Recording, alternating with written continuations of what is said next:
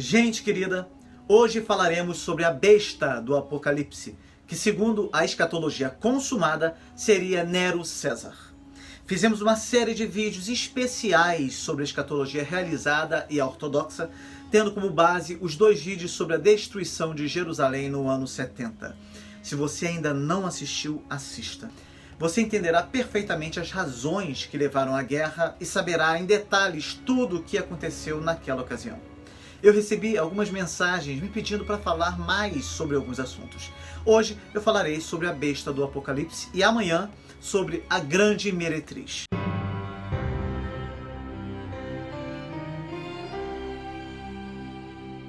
Os preteristas dizem que o homem da iniquidade é Nero César, que também é a besta do Apocalipse.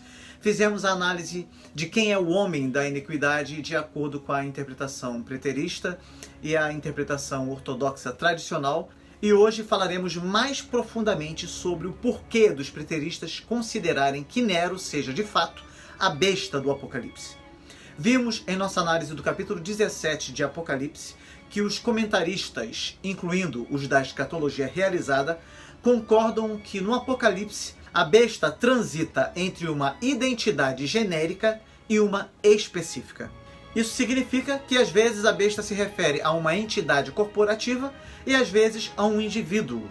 Ou seja, há uma permutabilidade da cabeça com a besta inteira, isto é, o rei com o seu reino. Desta forma, segundo a escatologia realizada, a besta seria o Império Romano e Nero César, os dois. O Império Romano em sentido corporativo e Nero César seria a cabeça que, no caso, seria o rei contemporâneo de João, já que, segundo os preteristas totais, João escreveu o Apocalipse na época em que Nero reinava e o capítulo 17 de Apocalipse seria a prova disso. Vamos analisar todos os fatos, apresentando primeiro os argumentos da escatologia realizada. João escreveu sobre o que Deus mostrou aos seus servos e declarou que os acontecimentos contidos em sua profecia deviam acontecer em breve. João disse que o tempo estava próximo e, como consequência, a besta devia ser uma figura do século I e não uma outra figura que surgiria após aquele período. Em Apocalipse 17, versículo 9, nos é dito que as 7 cabeças da besta são 7 montes nos quais a mulher está sentada. Ou seja, como é certo que João escreveu o Apocalipse em algum momento do século I, fica claro que a identidade geográfica da besta é Roma, a cidade das 7 colinas. Ademais, a figura que João faz da autoridade da besta se encaixa bem na identidade romana. João não apenas vê a besta com muitos diademas e a visualiza com armas poderosas, mas nota em especial que Satanás lhe concede grande autoridade. Vi emergir do mar uma besta que tinha 10 chifres e 7 cabeças, e sobre os chifres 10 diademas, e sobre as cabeças nomes de blasfêmia. A besta que vi era semelhante a leopardo, com pés como de urso e boca como de leão. E deu-lhe o dragão o seu poder, o seu trono e grande autoridade. João destaca seu grande poder político pela imagem dos 10 chifres com 10 diademas. Na antiguidade, chifres animais simbolizavam autoridade política e força militar. As pessoas na visão que olham a besta estão perplexas pelo seu poder. Quem é semelhante à besta? Quem pode pelejar contra ela? Todos nós estamos cientes do domínio e do poder do Império Romano no século I. Ao afirmar que as 7 cabeças representam 7 montanhas, o anjo também acrescenta que elas também representam 7 reis. Aqui está o sentido que tem sabedoria. As 7 cabeças são 7 montes nos quais a mulher está sentada. São também 7 reis, dos quais caíram 5, um existe e outro ainda não chegou. E quando chegar, tem de durar pouco. Isso se torna muito útil em identificar o imperador particular que governava Roma quando João escreveu o Apocalipse. O anjo associa uma série de 7 reis ao Império Romano. Revela-se então que os 5 reis caídos representam os primeiros 5 imperadores de Roma: Júlio, Augusto, Tibério, Calígula e Cláudio. de acordo com a enumeração apresentada pelo biógrafo Suetônio em sua obra A Vida dos 12 Césares. Os 5 reis que caíram eram os que já estavam mortos quando João escreveu. O 6º rei estaria reinando no momento da escrita do Apocalipse, pois o texto diz que um existe. Esse seria Nero César. O anjo então explica para João sobre o 7º rei. Ele ainda não chegou, e quando chegar, tem de durar pouco.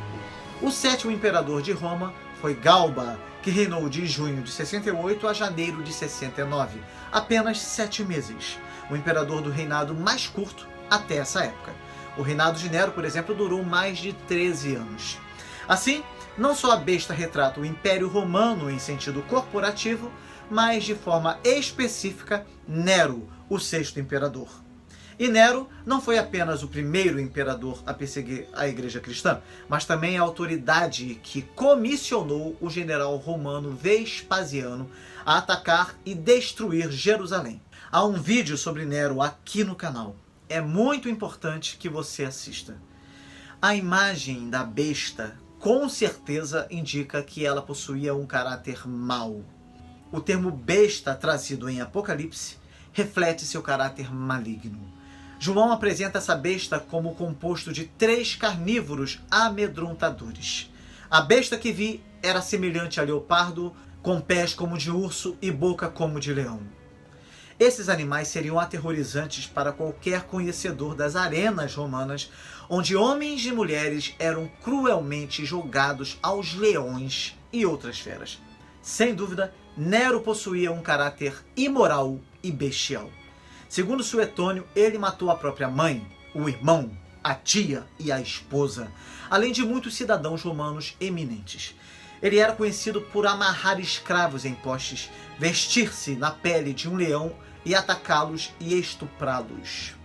Era temido e odiado pelo próprio povo. Tácito, o famoso historiador romano do século II, fala da natureza cruel de Nero, que condenou à morte tantos homens inocentes.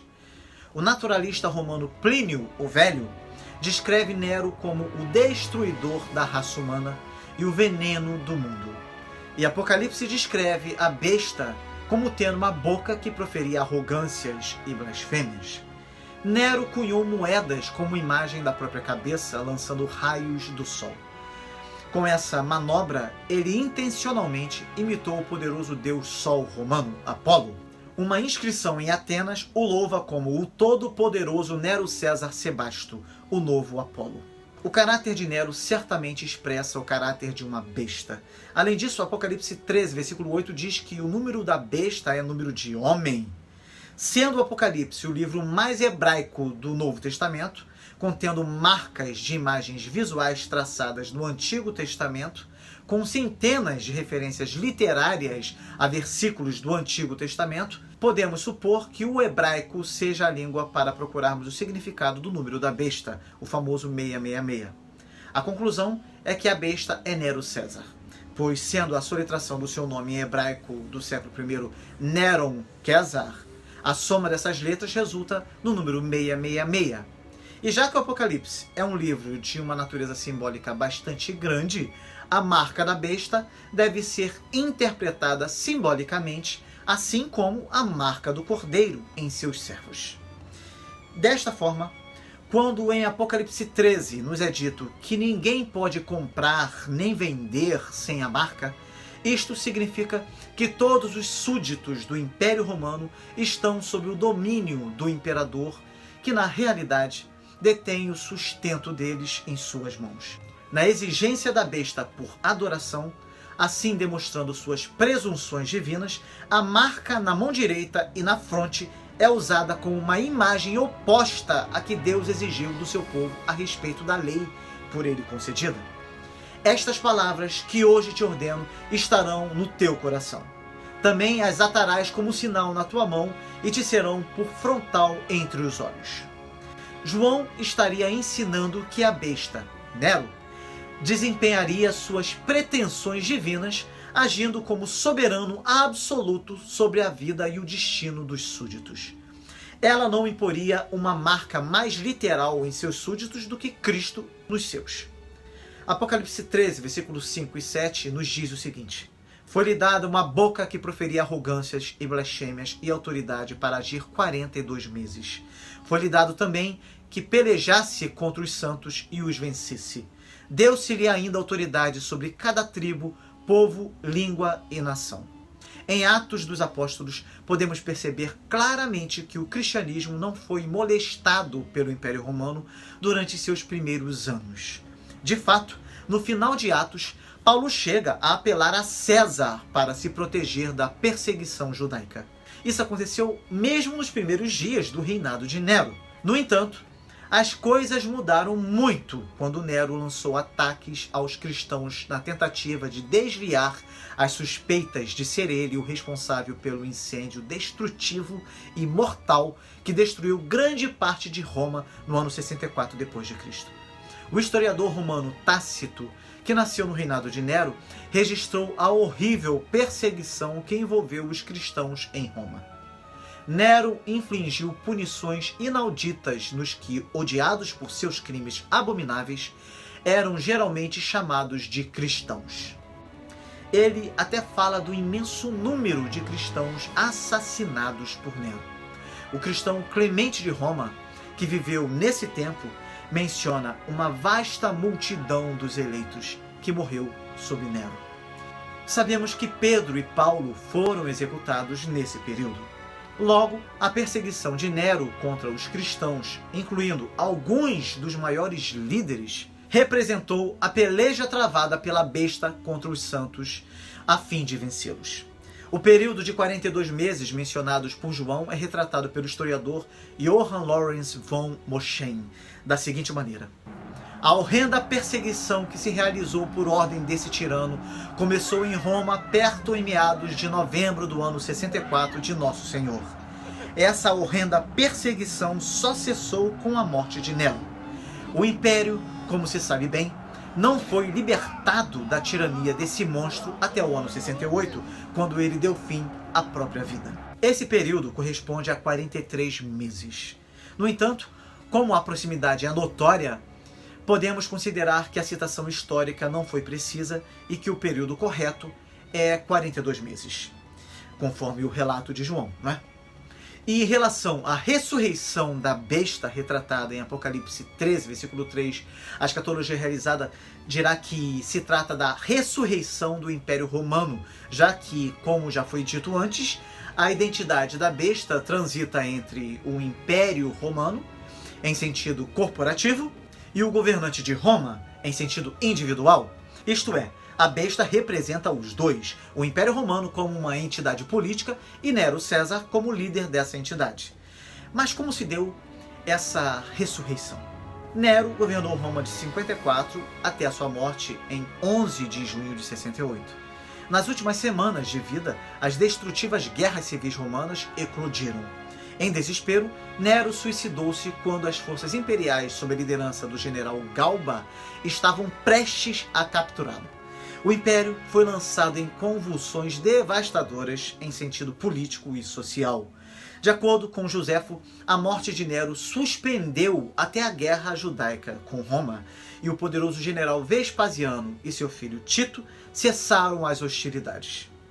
E agora, os dois estiveram em suspense sobre os afazeres públicos, estando o Império Romano, então, em uma condição instável, e não prosseguiram com a expedição contra os judeus, mas consideraram agora inoportuno empreender qualquer ataque contra estrangeiros, considerando o cuidado com o próprio país. Sobre Vespasiano, Joséfo nos diz: e seu pesar foi tão violento que ele não pôde suportar os tormentos que havia sobre ele, nem a se dedicar mais em outras guerras, quando a sua terra natal estava desolada. Assim, depois do suicídio de Nero com a própria espada, parecia para o mundo que a poderosa Roma estava morrendo. João teria descrito esse fenômeno como a besta recebendo uma ferida mortal em uma de suas cabeças. Verifique só em Apocalipse 13, versículo 3. Mas então, o que aconteceu? Suetônio e Joséfo retratam bem esse fato. O império, que por muito tempo esteve indefinido e assim arrastando-se ao longo da usurpação e da morte violenta de 3 imperadores, foi por fim colocado sob controle e recebeu estabilidade da família Flaviana. Portanto, com a confirmação de todo o governo de Vespasiano agora estabelecido e a libertação inesperada dos deveres públicos romanos da ruína, Vespasiano voltou o pensamento para os insubmissos na Judéia. Desta forma, depois de um período de penosas guerras civis, o império reviveu para a perplexidade do mundo que retornava ao domínio do Império Romano.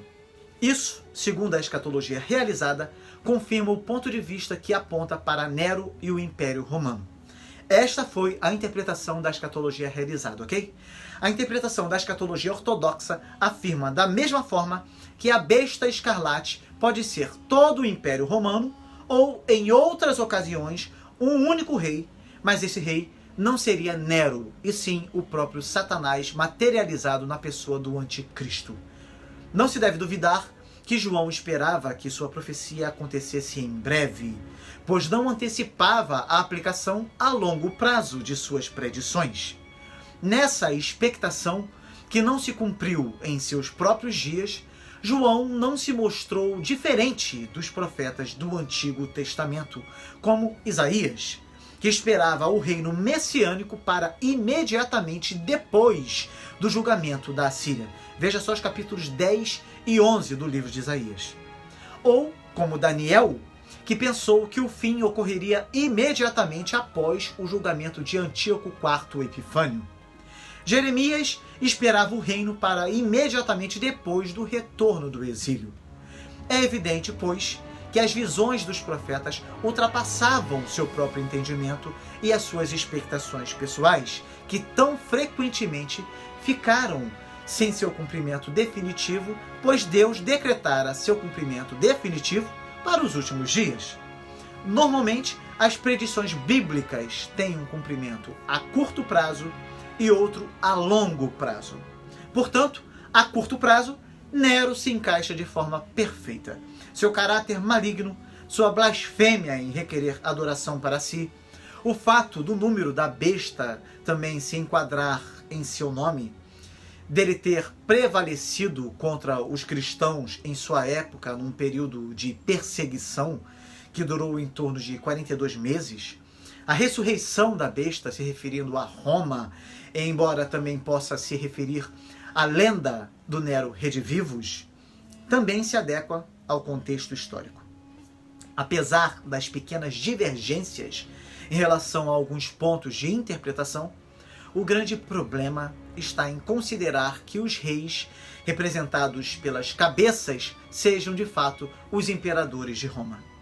Veja bem, Nero seria o 6º, o que existe, e Galba seria o 7º, que ainda não chegou, e quando chegar, tem de durar pouco. De fato, Galba reinou apenas 7 meses. Mas o Apocalipse vai dizer que o 8º procede dos 7 e caminha para a destruição. O 8º foi Otão, que reinou apenas 3 meses, menos da metade do reinado de Galba, e não procedeu dos 7. A única forma de encaixar esta interpretação seria através da lenda do Nero reencarnado, o Nero redivivus. Já falamos bastante sobre isso aqui.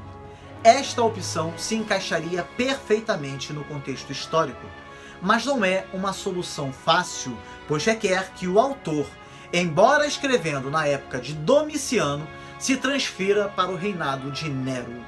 E muitos vão dizer que isso prova que o Apocalipse foi escrito antes do ano 70 e que por isso ele reflete apenas os acontecimentos que culminaram com a destruição de Jerusalém no ano 70. No entanto, mesmo que tivesse sido escrito antes de 70, isso não significa que o livro se refere apenas aos acontecimentos contemporâneos a João, visto que as predições bíblicas têm um cumprimento a curto prazo e outro a longo prazo.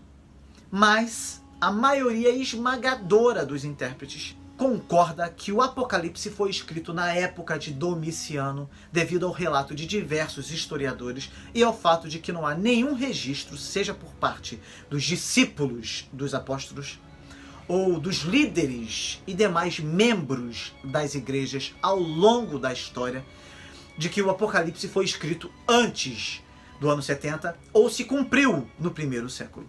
Simplesmente não há nenhum registro histórico sobre isso. Muito pelo contrário. Os registros históricos e a própria história da igreja mostra que sempre houve uma grande expectativa pela volta de Cristo e pelo cumprimento final das profecias registradas no Apocalipse. Em relação à marca da besta, isso pode relacionar-se com o certificado recebido pelos que queimavam incenso e rendiam culto ao César, o qual constava que tinha cumprido a lei.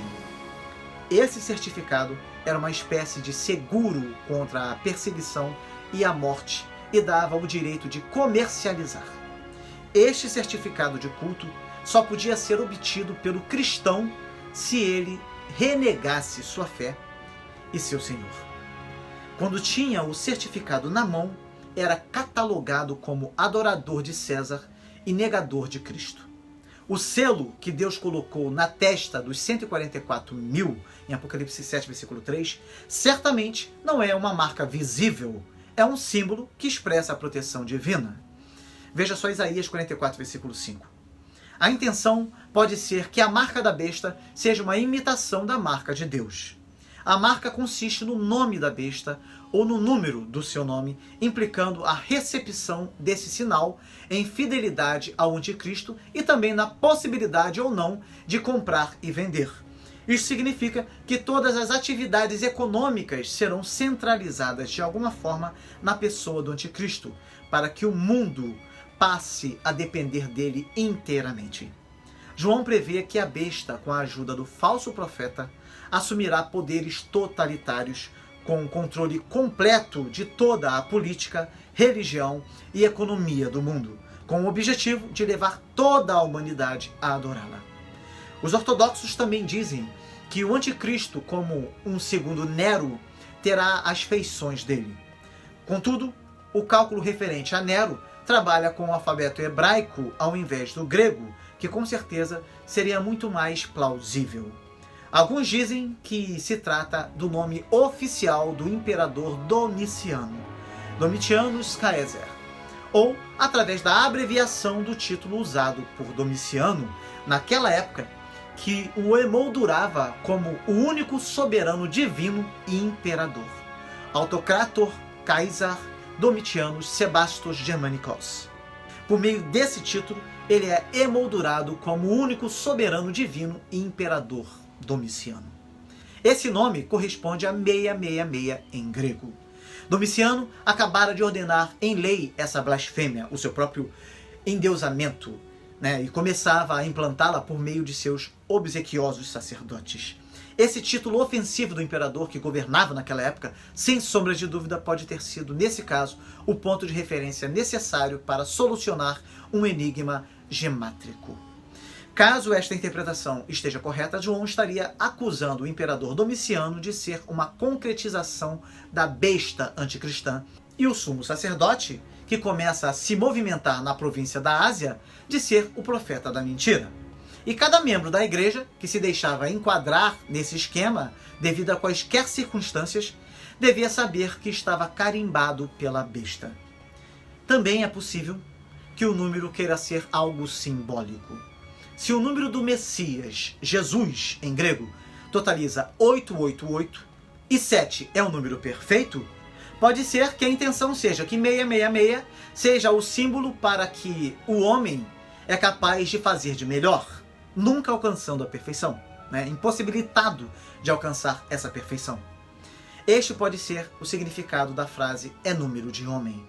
Entretanto, grande parte dos estudiosos considera que, embora João tivesse em mente uma figura histórica para o anticristo, que representasse sua manifestação naquela época, ao mesmo tempo, isto apontava para uma força impessoal anticristã que perpassa o fim dos tempos. Quando o texto diz que as 7 cabeças são 7 montes, nos quais a mulher está sentada, são também 7 reis, dos quais caíram 5, um existe e outro ainda não chegou, e quando chegar, tem de durar pouco, isso quer dizer que a besta seria a personificação dos grandes impérios do passado, como o Império Egípcio, Assírio, Babilônico, Medo-Persa e Greco-Macedônico. Neste caso, quando o anjo diz que a besta não é, significa que todos os reis e reinos mencionados, nos quais a besta se personificou, pereceram e já não existem mais. Ou seja, já caminharam para a destruição, tendo sido julgados e condenados por Deus. Desta forma, a besta que possui 7 cabeças, que são 7 montes e também 7 reis, é o Império Romano, que personificou a plenitude do poder do Anticristo, que agiu através de 7 impérios ao longo da história, simbolizando o poder pleno ou completo do diabo através da história, baseado no fato de que monte ou elevação é um símbolo bíblico de poder ou governo. E nesse caso, sendo os 7 montes 7 impérios, os 7 reis possivelmente indica uma sequência de 7 reinos históricos anticristãos e não 7 imperadores romanos. Destes reinos históricos, 5 que caíram correspondem ao Império Egípcio, Assírio, Babilônico, Medo-Persa e Greco-Macedônico. O império que existia no tempo de João era o romano, e o que ainda haveria de existir, seria o império escatológico do Anticristo, que quando chegar será para durar pouco. E a frase "a besta que era e não é" também é ele o 8º rei e procede dos 7 e caminha para a destruição, pode ter 2 sentidos. Ou indica que este personagem escatológico será um dos 7 que experimentará 2 estágios em sua existência histórica, existindo a possibilidade de uma referência a um império escatológico do mesmo caráter e natureza de Roma, justificando a afirmação de que ele procede dos 7, ou este 8º rei seria, na verdade, o próprio Satanás materializado na pessoa do Anticristo, já que, segundo o profeta Daniel, este futuro personagem surgirá de um governo ou império, no caso 10 nações, já organizado, derrubando 3 deles, incluindo certamente o líder de então, e constituindo-se, neste ponto, no 8º rei, que, no entanto, procede, em termos de caráter e de atuação na história, dos outros 7 reis. E os 10 chifres seriam 10 reis com as suas respectivas nações, que receberão poder juntamente com o Anticristo por um período muito curto, 1 hora. Este é o significado de 1 hora, um período muito curto. Eles estabelecem aliança com a besta e a servem. Eles combaterão contra o cordeiro e serão derrotados por ele. O uso que João faz dos 10 chifres como 10 reis é muito semelhante aos 10 reis de Daniel 7, versículo 7 e versículo 24, onde nos é dito que o Anticristo procederá destes reis ou nações. Embora os 7 reis tivessem reinado em sucessão, estes 10 reis parecem reinar em diferentes reinos ao mesmo tempo. Eles servem a besta voluntariamente. Talvez sejam governantes de reinos que não são controlados por Roma. Portanto, quando o anjo diz que a besta está para emergir do abismo, isso significa que no futuro surgirá como corporificação demoníaca na pessoa de um governante ou personagem escatológico chamado simbolicamente no Apocalipse de a besta. Ser-lhe-á dado poder para sair de sua prisão tenebrosa e retornar à terra. Isso dá a ideia que o Anticristo será alguém satanicamente controlado, possuído por ele, a encarnação mesma de Satanás, tal como Jesus Cristo é a encarnação do Logos eterno. Os habitantes da terra são os seguidores da besta. Através do Apocalipse, esses habitantes da terra são as pessoas não regeneradas. Não constam no livro da vida, pois não adoram a Deus e submetem-se à adoração da besta. São seduzidas pela besta porque ela suscita admiração nelas. Elas são particularmente enganadas pelo fato de que ela era e já não é e tornará a vir. Elas rejeitaram Cristo, que verdadeiramente era, foi morto e está vivo para todo sempre, mas creram em um mito acerca de um César corrupto. Esta é a interpretação ortodoxa. Qual a sua interpretação preferida? manifesta sua opinião nos comentários, tá bem?